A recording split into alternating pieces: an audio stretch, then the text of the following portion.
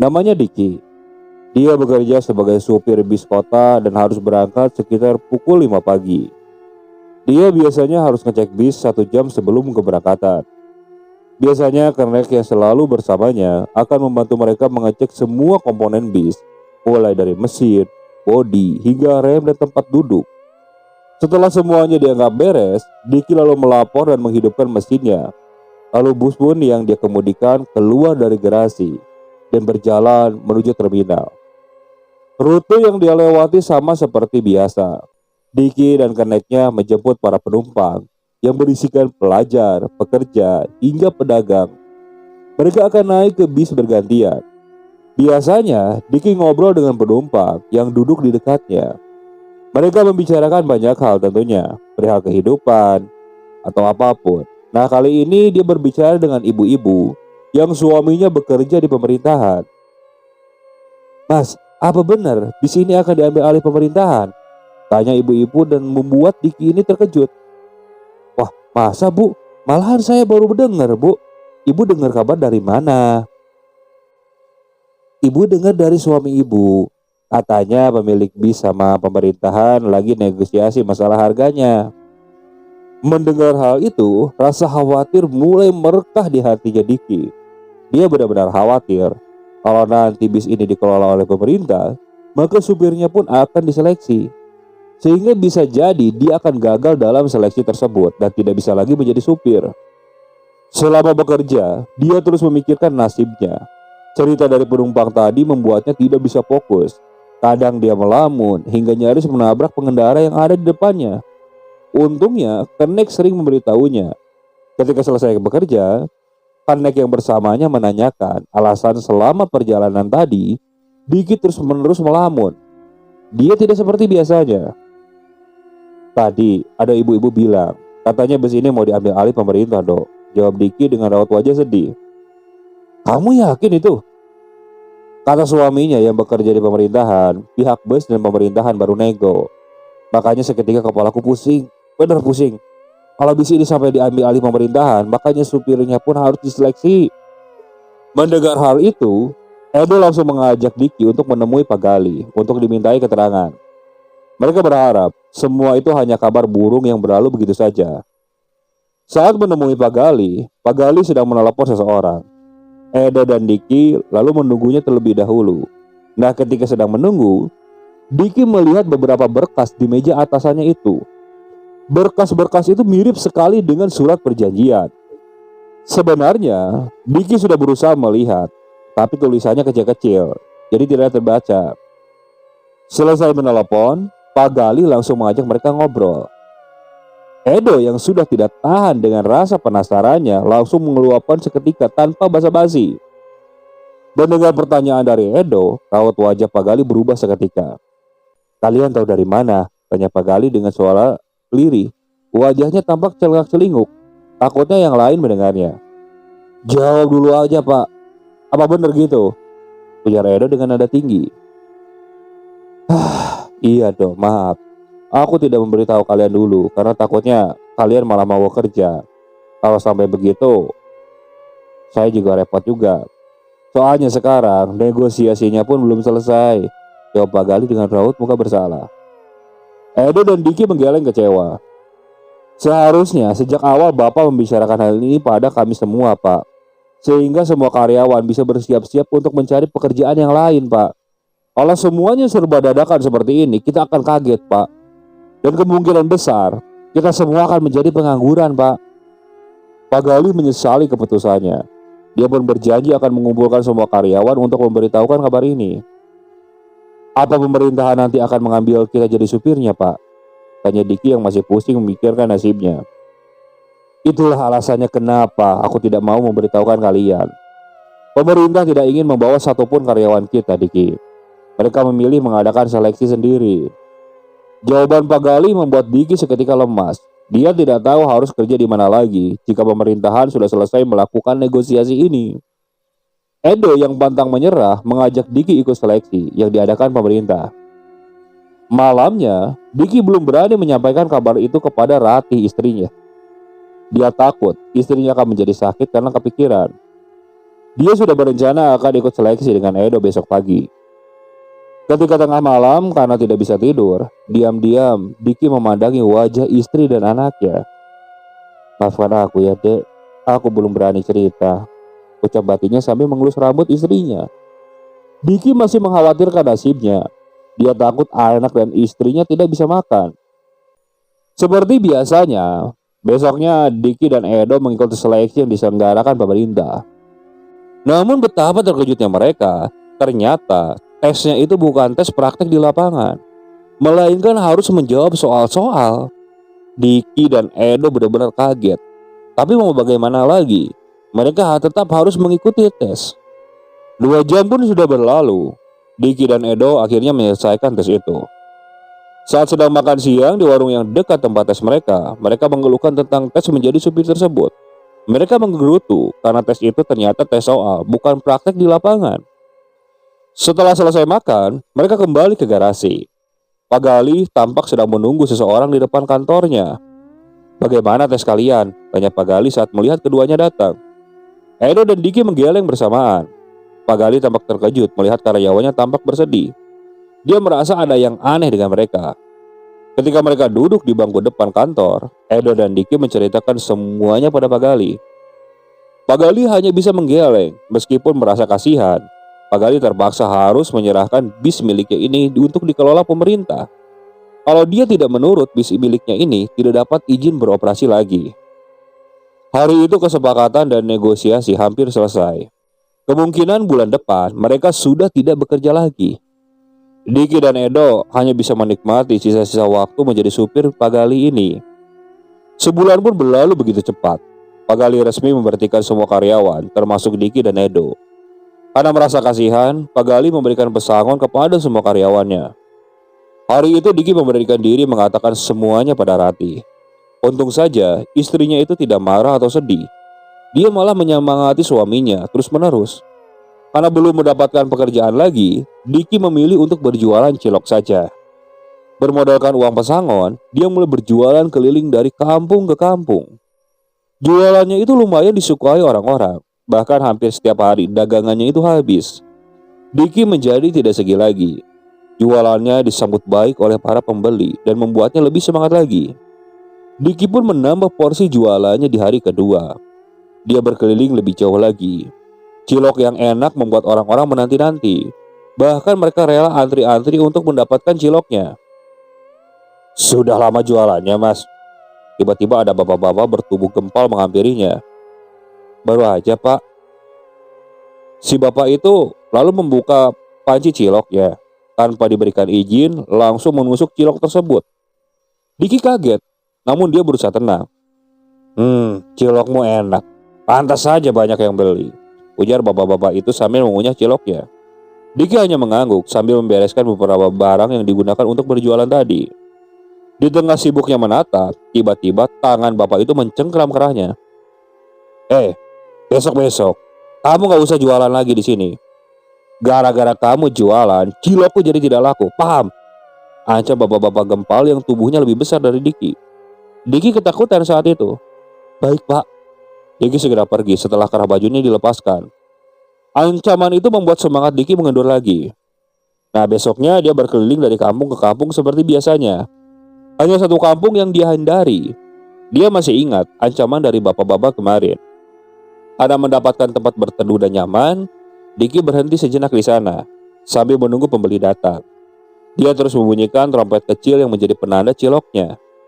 Beberapa pembeli pun datang, satu persatu melayani pesanan dari pembeli tersebut. Karena saking banyaknya membuat Diki sedikit kewalahan. Namun semua itu bisa diatasi. Setelah para pembeli pergi, tiba-tiba ada 2 orang bertubuh kurus yang mendekati Diki. Diki itu mulai curiga karena belajar dari pengalaman kemarin. Kalau mau jualan di sini harus bayar keamanan dulu ke kampung," kata bapak-bapak tadi sambil membuka tutup panci. "Berapa? Kalau sudah bayar uang, boleh berjualan di sini. Kalau mau berjualan lama, bayar dulu 200.000, pinta orang tersebut. Diki yang kebetulan masih mempunyai uang lebih, membayarnya. 2 orang itu langsung pergi begitu saja. Diki merasa tenang karena akhirnya dia mendapatkan tempat jualan. Tidak berselang lama pembeli pun datang lagi. Ban jualan pun sampai habis saat itu. Nah, setelah itu Diki langsung pulang. Setibanya di rumah, Diki pun menceritakan pada istrinya kalau sudah mendapatkan tempat jualan yang strategis. Istrinya pun ikut senang mendengar cerita dari suaminya. Mereka pun merayakan kebahagiaan kecil itu dengan makan bersama di warung mie ayam langganan mereka. Nah, ketika sedang makan, dia bertemu dengan Pak Agus. Pak Agus ini dulunya adalah orang kepercayaan Pak Gali. Tapi karena harus pindah keluar kota, dia pun berhenti bekerja. Dan sekarang dia kembali lagi. "Kamu Diki kan?" Tiba-tiba Pak Agus menyapa Diki yang tengah asik makan bersama keluarganya. "Masya Allah, Pak Agus!" Diki langsung memeluk seniornya itu, sekaligus teman lamanya. "Bagaimana kabar kamu? Sekarang sudah nggak di Suryajaya?" tanya Pak Agus setelah mereka berpelukan sejenak. "Enggak Pak, sekarang kan saya udah nggak nyopir lagi Pak. Suryajaya kan sudah diambil alih pemerintah." Jawaban Diki tersirat, masih ada rasa kesedihan di dalam hatinya. Pak Agus yang belum mendengar kabar itu terkejut, namun dia buru-buru mengalihkan pembicaraan. Setelah ngobrol panjang lebar, Pak Agus ingat sesuatu, bahwa ada lowongan bis pariwisata. "Oh ya Dik, aku jadi ingat. Aku ada lowongan supir bis pariwisata. Kamu mau nggak?" tanya Pak Agus sebelum Diki pulang dengan istri dan anaknya. "Untuk sekarang, kamu bawa saja nomorku. Suatu saat kalau kamu mau jadi supir, aku bisa bantu," ujar Pak Agus sambil memberikan secari kertas yang berisikan nomor teleponnya. Diki pulang dan meletakkan nomor itu ke laci meja kamarnya. Ternyata tawaran tadi membuatnya kepikiran juga. Malam itu Diki tidur sampai tengah malam karena memikirkan tawaran dari Pak Agus. Paginya dia membagikan kegelisahannya pada Rati. Sebagai seorang istri, dia hanya bisa mendukung keputusan suaminya. Rati tidak banyak menuntut. "Kalau Mas nyaman jadi supir, ya tidak apa-apa. Kalau Mas nyaman jualan cilok juga nggak apa-apa." Jawaban Rati sedikit membuatnya tenang. Tapi dia masih bingung mau tetap berjualan atau menjadi supir bis lagi. Diki yang belum menemukan jawaban dan mencari kepastian memilih berjualan cilok. Hari itu dia berkeliling seperti biasa, lalu berhenti di tempat kemarin. Baru beberapa menit dia berjualan, ada seorang bapak-bapak yang berbeda mendatanginya. Hari ini Diki mengira kalau dia akan membeli ciloknya. "Mas, mulai besok kamu nggak boleh jualan di sini lagi ya," kata salah satu dari bapak-bapak tersebut kepada si Diki.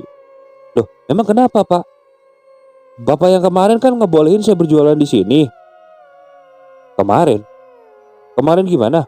"Ya kan kemarin saya sudah bayar keamanan Pak. Keamanan kami tidak pernah minta uang keamanan Pak. Jadi sebaiknya kamu pergi saja dari sini, daripada hal-hal yang tidak diinginkan terjadi. Karena yang boleh berjualan di sini hanya orang sini aja Pak." Bapak itu langsung meminta Diki pergi. Diki yang tidak punya pilihan lain pun akhirnya pergi dari sana. Sepanjang perjalanan dia terus menyesali kejadian kemarin. Kalau mereka tidak pernah minta uang keamanan, lalu siapa dua orang kemarin? Diki yang ditolak di kampung lain akhirnya memutuskan untuk berjualan di kampungnya sendiri. Namun penghasilannya jauh berbeda dengan penghasilan kemarin. Berjualan di kampung sendiri tidak seramai saat berjualan di kampung lain. Sorenya dia pulang dengan dagangan yang hanya laku sebagian. "Kenapa Mas, kok wajahnya murung sekali?" tanya Rati sambil menyambut kedatangan suaminya itu.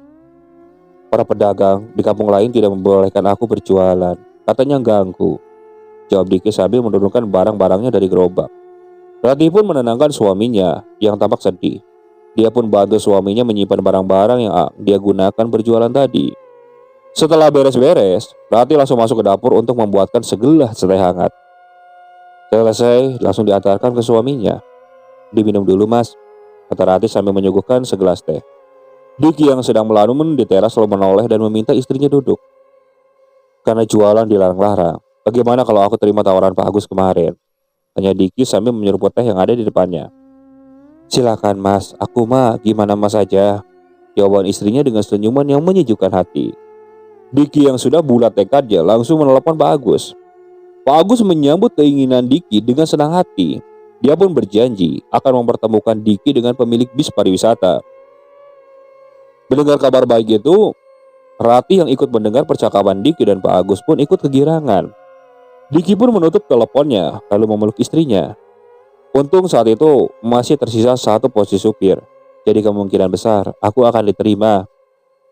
Besoknya, Diki dan Pak Agus janjian di warung mie ayam langganan mereka. Dari tempat itu, mereka pun berangkat ke garasi bis pariwisata. Diki sudah tidak sabar melihat tempat kerjanya. Pak Agus membawa Diki ke garasi bis pariwisata menemui teman-temannya. Kedatangannya langsung disambut oleh Pak Bejo dengan gembira, karena kebetulan dia sudah lama menunggu supir barunya itu. Ini Pak Bejo yang kumaksud, Dik. Pak Agus memperkenalkan Diki dengan Pak Bejo ketika mereka sampai di kantor. Perkenalkan, nama saya Diki, Pak. Diki mengulurkan tangannya dengan kikuk. Aku Bejo, Mas. Pak Bejo pun turun menarikkan diri sambil menyambut uluran tangan Diki. Pak Agus pun menceritakan sedikit tentang temannya itu kepada temannya. Ternyata Pak Bejo itu tidak mudah percaya pada orang lain. Dia selalu mencari Pak Agus ketika hendak mencari supir baru atau konek baru, sehingga jarang sekali dia menyebar brosur lowongan pekerjaan untuk bis pariwisata ini. Diki hanya mengangguk-angguk ketika mendengar cerita dari Pak Agus. Kemudian giliran Diki yang Pak Agus ceritakan kepada Pak Bejo. Pak Bejo pun terlihat senang saat mendengar Diki sudah berpengalaman menyetir bis. Aku tidak pernah kecewa jika mempercayakan urusan ini padamu, Gus, puji Pak Bejo. Usai temannya selesai menceritakan sedikit tentang calon supir barunya itu. Ah, kamu bisa aja. Oh ya, sekarang bagaimana? Mau dites dulu apa bagaimana nih? Tanya Pak Agus tanpa basa-basi. Ngapain aku tes dulu?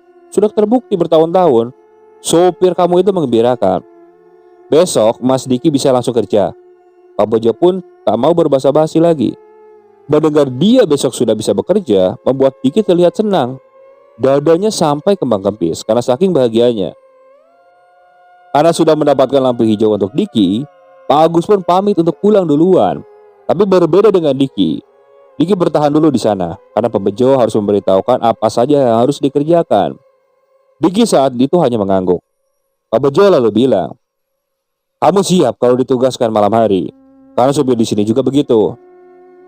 Diki hanya mengangguk. Jadi setiap seminggu sekali juga kalian harus tidur di garasi, tapi nggak usah takut, karena di sana ada satpam yang menemani, ujar Pak Bejo sambil menepuk bahu Diki. Lagi-lagi Diki hanya mengangguk.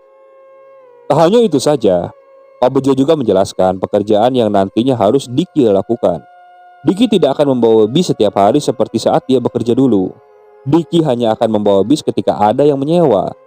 Selain itu, setiap hari dia diminta datang ke garasi untuk melakukan perawatan. Setelah Diki mengerti, dia pun langsung pamit. Sepanjang perjalanan, Diki merasa lega karena dia langsung mendapat pekerjaan di saat jualannya penuh dengan masalah. Besoknya, Diki sudah mulai bekerja.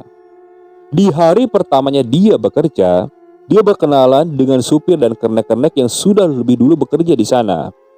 Diki pun berkenalan dengan Dimas, Wawan, Chandra, Andre, Andi, Tunjung. Sedangkan yang kernek ada Bayu, Bagas, Hasan, Heru, Anis, dan Bibik. Diki awalnya sungkan, namun ternyata mereka semua orangnya asik dan sangat bersahabat. Diki pun menjadi akrab dengan cepat. Mereka bekerja sambil tukar pengalaman, hingga tak terasa waktu pulang pun tiba.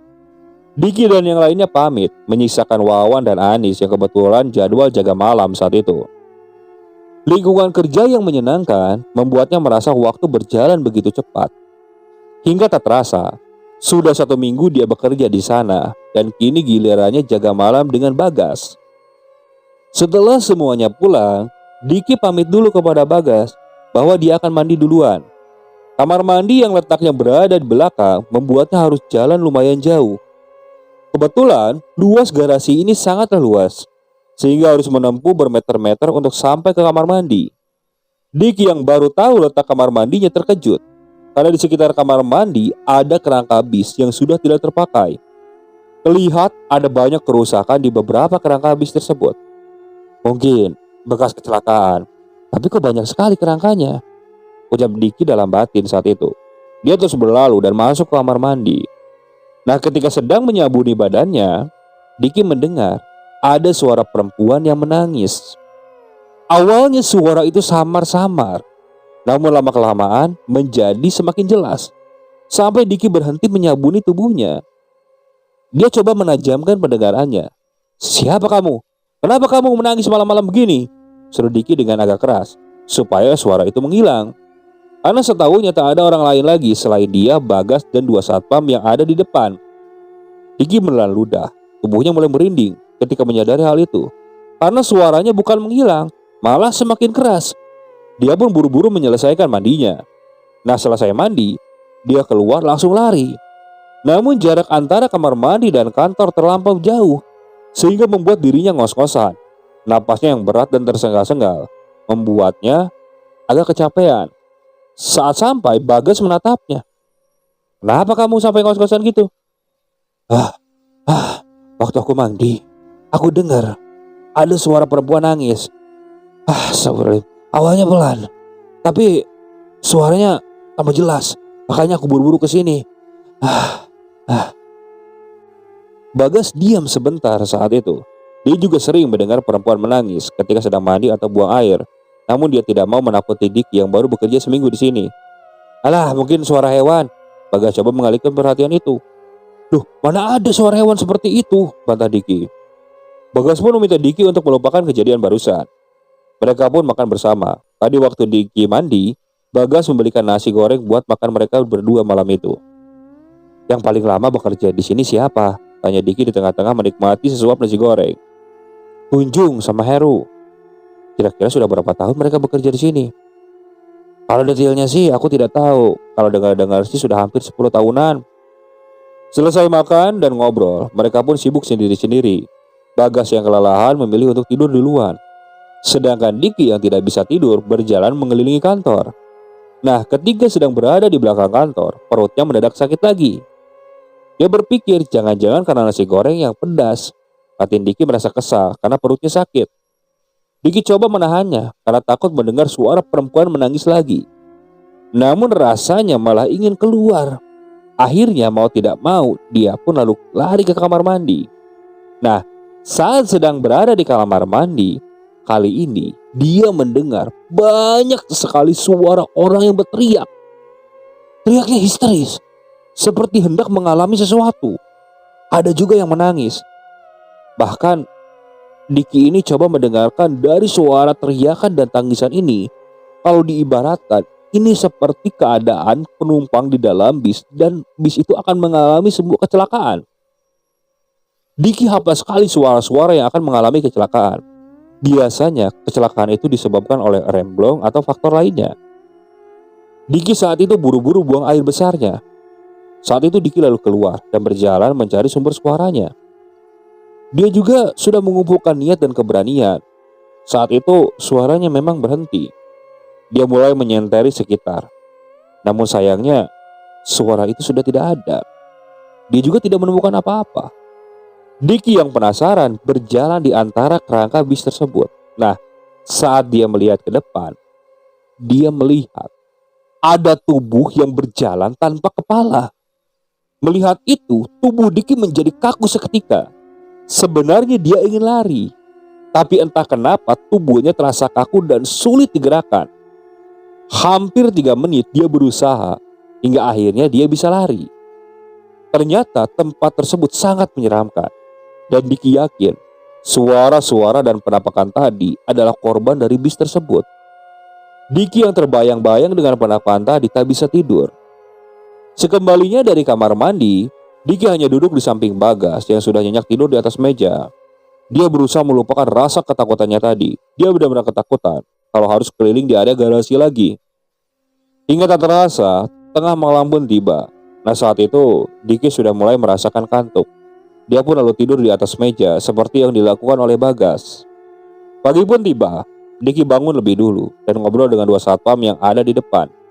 Dia yang penasaran bertanya kepada mereka, "Pak, apa kerangka bis di dekat kamar mandi bekas kecelakaan, Pak?" Tanya Diki saat membuka obrolan. 2 satpam itu sempat melirik satu sama lain. Karena keheranan bagaimana Diki bisa tahu kalau bis itu bekas kecelakaan. Karena merasa tidak enak, Pak Tono lalu menjawabnya, "Iya Mas, memang kerangka bis itu bekas kecelakaan yang memakan korban hingga 20 penumpang." Mendengar itu, bibir Diki menganga lebar, matanya sampai mendelik. "Apa benar itu Pak?" Diki kembali bertanya untuk meyakinkan. "Iya Mas, hampir 2 bulan sekali selalu ada kecelakaan bis. Aku tidak tahu kenapa, padahal setiap hari mesin bisnya itu selalu dicek," ujar salah satu satpam sambil menggelengkan kepala. Diki tak bisa berkata apa-apa lagi. Jadi apa yang dia duga ternyata benar. kerangka-kerangka bis tersebut adalah bekas kecelakaan. Waktu pun berjalan begitu cepat. Tak terasa 1 bulan Diki sudah bekerja duluan.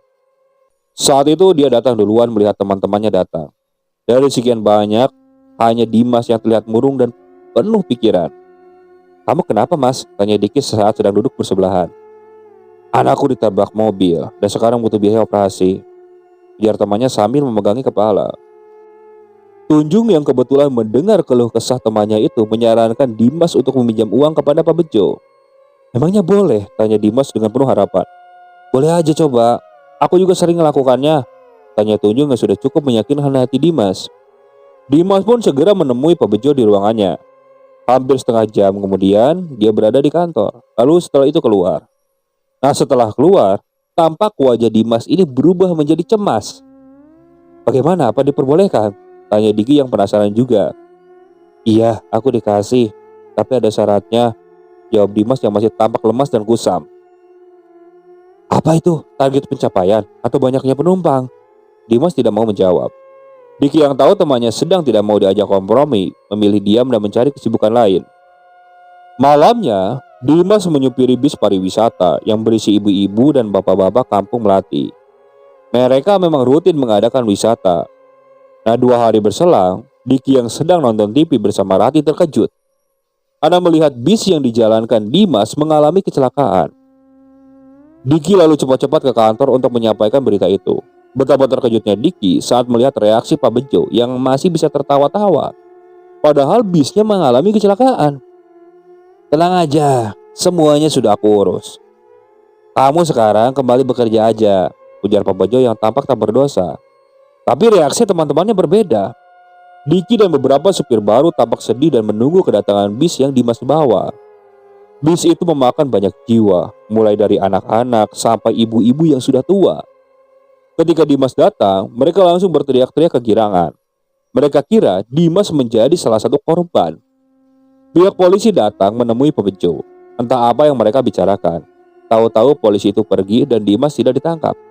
Padahal saat itu, Diki mendengar dari Dimas kalau Dimas itu melompat saat terjadi kecelakaan. Malamnya, Diki juga kebetulan berjaga dengan Bagas. Nah, saat dia sedang berkeliling di garasi, dia mencium bau darah. Tak hanya itu juga, dia juga mendengar suara anak-anak kecil menangis. Saat itu Diki hanya terdiam dan yakin bahwa itu mungkin suara korban kecelakaan semalam. Diki tak mau gubrisnya. Malam itu, dia memilih untuk keluar dari garasi untuk mencari udara segar. Jalanan depan sangat sepi. Diki berjalan ke kanan dan melihat ada bapak-bapak yang sedang berdiri di halte. "Memang masih ada bis, Pak, malam-malam gini?"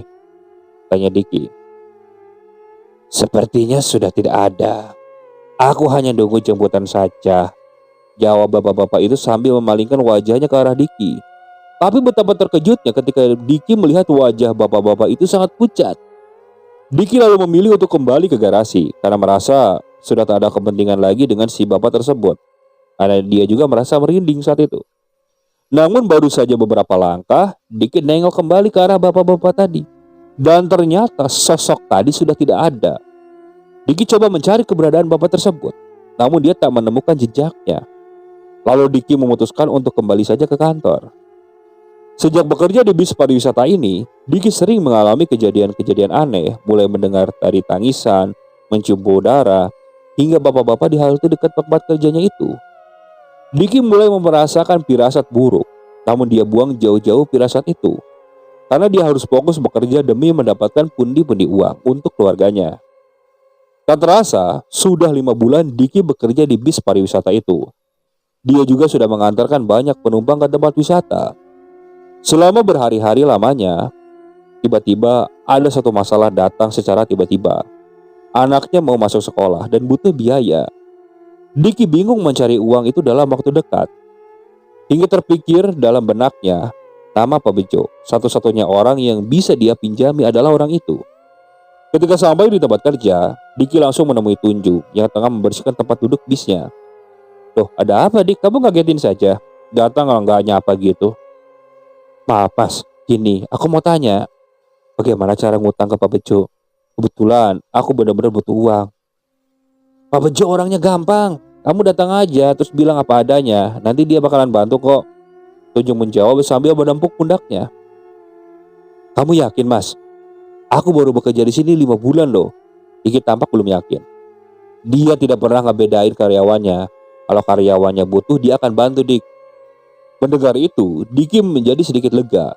Dia pun pamit dan langsung menuju kantor Pak Bejo. Diki mengetuk pintu dengan sangat hati-hati. Tidak perlu waktu lama, Pak Bejo langsung menyuruhnya masuk. Ada apa, Mas Diki? Diki mulanya bingung harus berbicara dari mana. Tapi karena kepepet, dia langsung terus terang mengatakan alasannya datang menemui Pak Bejo. Pak Bejo hanya mengangguk-angguk saja mendengar ceritanya. Kamu butuh berapa, Mas? Pak Bejo seketika menanyakan uang yang Diki perlukan. Anu Pak, ya mungkin sekitar 5 jutaan. Apakah ada, Pak? Tanya Diki dengan penuh keraguan. Pak Bejo membuka laci mejanya. Setelah mendengar uang yang Diki butuhkan, lalu mengambil uang dari sana dan meletakkannya di atas meja. Diki terkejut karena Pak Bejo langsung memberikannya. Uang ini, kamu kembalikan saya kepada saya 3 juta. Nah, sisanya buat kamu saja. Tapi ada syaratnya. Pak Bejo tersenyum ketika memberikan tawaran itu pada Diki. Diki saat itu mulai tegang. Apa syaratnya, Pak? Begini, Mas. Usaha bis ini bukan hanya usaha biasa. Tapi jujur saja. Pak Bejo lalu bangkit dan mendekat ke arah Diki. Kamu harus tahu, kalau saya pakai pesugihan untuk usaha ini.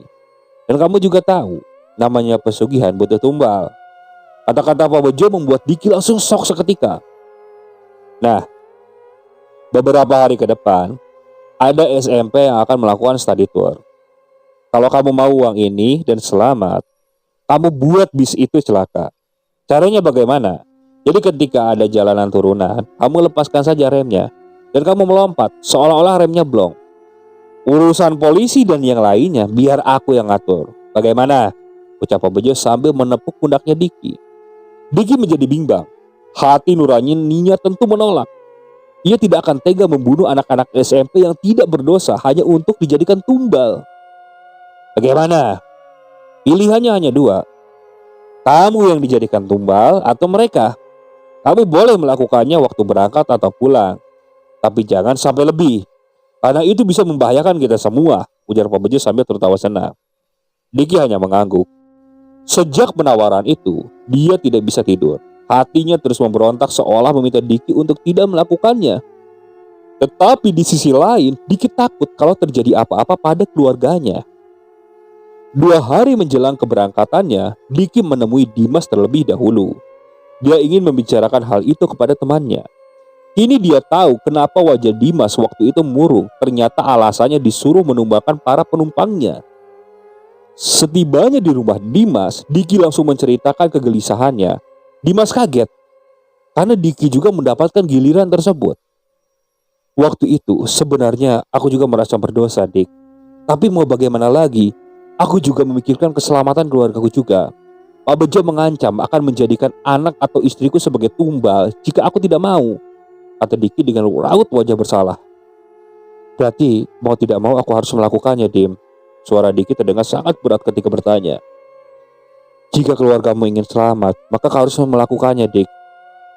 Setelah menemui Dimas, Diki masih dihantui rasa bersalah yang teramat berat. Hari-harinya terasa berat. Dia terus memikirkannya sampai tiba hari tersebut. Diki memanasi bisnya dan berangkat ke sekolah yang memesan bis untuk study tour. Sepanjang perjalanan, Diki sudah menantapkan hatinya untuk mengorbankan mereka demi keselamatan keluarganya. Ketika sampai di sekolah, anak-anak naik ke bis satu persatu. Diki yang memandanginya tanpa sadar sampai meneteskan air mata. Maafkan aku anak-anak, batinya sambil mengusap air mata yang mengalir di pipinya. Entah kenapa, sepanjang perjalanan, Diki seperti melihat ada anaknya berdiri di bangku paling belakang. Ketika dia melihat ke arah spion atas, anaknya seperti menggelengkan kepala. Diki kaget, lalu mengusap matanya dengan menggunakan tangan kiri. Tapi anaknya itu tetap berdiri di sana. Hingga sampai Diki buru-buru ngecek ke belakang. Ternyata di sana tidak ada siapa-siapa, tidak ada anaknya Diki. Setelah semuanya turun, Diki mulai berpikir, Mungkin kehadiran sosok anak tadi adalah sebuah tanda supaya dia tidak mengorbankan anak-anak SMP itu. Diki sedikit tenang, dia pun berniat untuk membawa lari bis ini supaya anak-anak SMP itu selamat. Pesan yang Pak Bejo kirim tidak dia gubris. Dia sudah membulatkan tekad untuk melindungi anak-anak SMP sampai ke rumahnya. Sudah 3 hari Diki menemani mereka berlibur. Kini saatnya mereka pulang. Diki yang sudah yakin tidak akan mengorbankan anak-anak yang dia bawa merasa tenang. Dia berjanji pada dirinya sendiri untuk terus melindungi dan menjaga anak-anak yang 1 tahun mungkin lebih tua dari anaknya. Diki akhirnya membawa anak-anak itu sampai. Diki merasa tenang dan lega karena dia berhasil melawan rasa takutnya. Nah, setelah itu Diki membawa bis tersebut ke sebuah taman. Dia letakkan bis itu di sana dan dia langsung pulang naik angkot. Ketika sampai rumah, Diki merasa lega. Anak-anak dan istrinya masih utuh tanpa kurang apapun. Namun tak berapa lama kemudian, tiba-tiba telepon berbunyi. Diki buru-buru mengeluarkan telepon dari saku celananya. Ternyata telepon itu dari Dimas. Dia mengabari kalau katanya Diki dan keluarganya harus pergi. Saat itu Pak Bejo benar-benar marah dan akan mencarinya. Diki yang panik langsung mengajak Ratih dan anaknya pergi dari rumahnya. Diki membawa keluarga kecilnya itu ke stasiun. Dia tahu kemana harus pergi dari kejaran Pak Bejo. Saat itu istri dan anaknya belum diberitahu kenapa alasannya dibawa pergi. Saat itu tujuannya yaitu rumah orang tuanya yang lumayan jauh dan terpencil. Rumah orang tuanya Diki dari stasiun harus menempuh 2 jam lagi untuk sampai ke sana.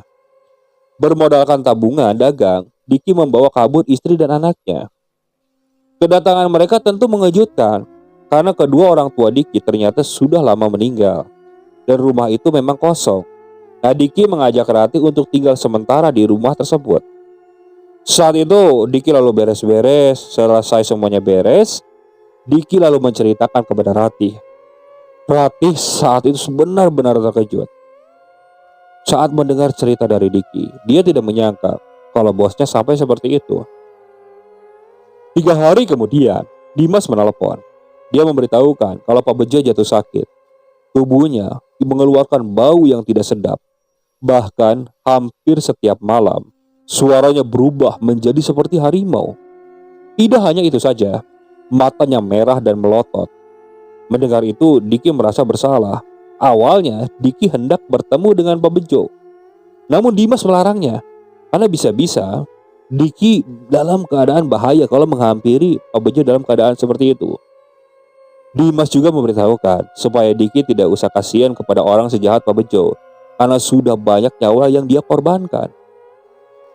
Udah, kamu tenang aja Diki. Mungkin dia sakit karena tidak memberikan tumbal bulan ini, ucap Dimas di teleponnya. Berarti semua itu aku penyebabnya kan? Dimas coba menenangkan Diki yang masih merasa kalau semua itu karena dirinya.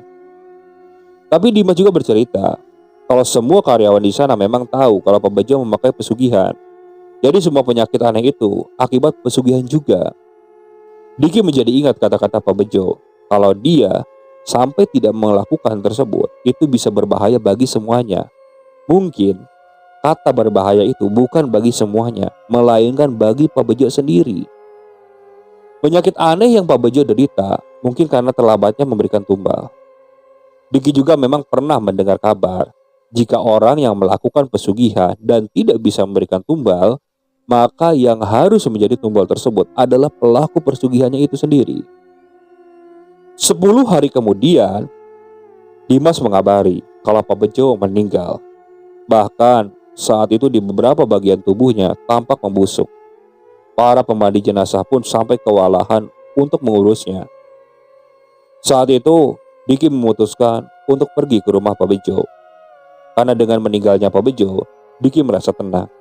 Karena dia tidak harus lagi takut dengan ancaman Pak Bejo. Saat itu, Diki bertemu dengan Dimas yang kebetulan masih ada di rumah Pak Bejo. Dia ngobrol berdua dan bertanya perihal karyawan di sana. Katanya, semenjak Pak Bejo sakit, banyak karyawan yang memilih untuk berhenti. Sedangkan kayaknya bis tersebut tidak akan beroperasi lagi. Semuanya takut terkena efek pesugihan yang dilakukan oleh Pak Bejo. Oke, sekian untuk cerita kali ini. Saya mohon maaf apabila masih banyak kekurangan dalam pembawaan ceritanya. Kritik dan sarannya silahkan kalian bisa cantumkan di kolom komentar. Saya juga ucapkan terima kasih kepada para penonton yang terus setia mengikuti cerita dari channel Keramat Horor ini. Semoga kalian selalu diberikan kesehatan, dilancarkan rezekinya, dan dijauhkan dari musibah. Terus ikuti cerita yang dibawakan oleh channel Keramat Horor ini. Assalamualaikum warahmatullahi wabarakatuh.